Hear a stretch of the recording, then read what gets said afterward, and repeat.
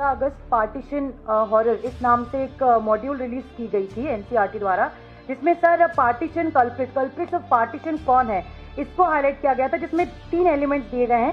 पहला सर बताया गया है कि किस तरह से Jinnah demanded about partition, Congress accepted it and Mountbatten implemented it, ये मेंशन है।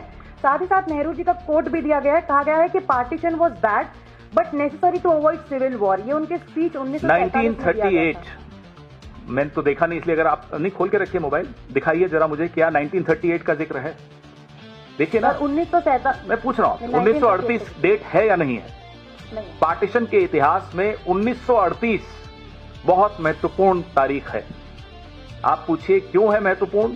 तो गुजरात में साबरमती के किनारे हिंदू महासभा का राष्ट्रीय अधिवेशन हुआ था, जिसमें यह स्पष्ट तौर पे कहा गया था कि हिंदू और मुसलमान एक देश में नहीं रह सकते।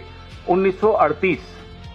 आइए आगे 1940, क्या यह है मॉड्यूल में?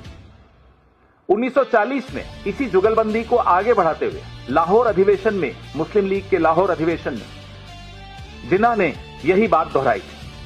1938 में सबसे पहले हिंदू महासभा ने यह बात रखी थी, 1940 में जिन्ना ने वो बात दोहराई थी। अब आइए 1942 में, मैं दावे के साथ कह सकता हूं कि यह तारीख भी नहीं लिखी होगी, है क्या? 1942 में क्या हुआ था ये लिखा है, अलायंस की सरकार बनी थी, लिखा है। हिंदू महासभा और मुस्लिम लीग की सरकार बनी थी। जब भारत छोड़ो आंदोलन का आह्वान हुआ, कांग्रेस ने तमाम प्रोविंशियल असेंबली से इस्तीफा दिया सड़क पर उतरने के लिए। उस वक्त हिंदू महासभा और मुस्लिम लीग ने गठजोड़ किया, गठबंधन किया, सरकारें बनाई एनडब्ल्यूएफपी में, बंगाल में, सिंध में, और सिंध असेंबली में पार्टीशन का प्रस्ताव पारित हुआ। गठबंधन की सरकार थी हिंदू महासभा और मुस्लिम लीग की। लिखा है क्या उस मॉड्यूल में एनसीईआरटी?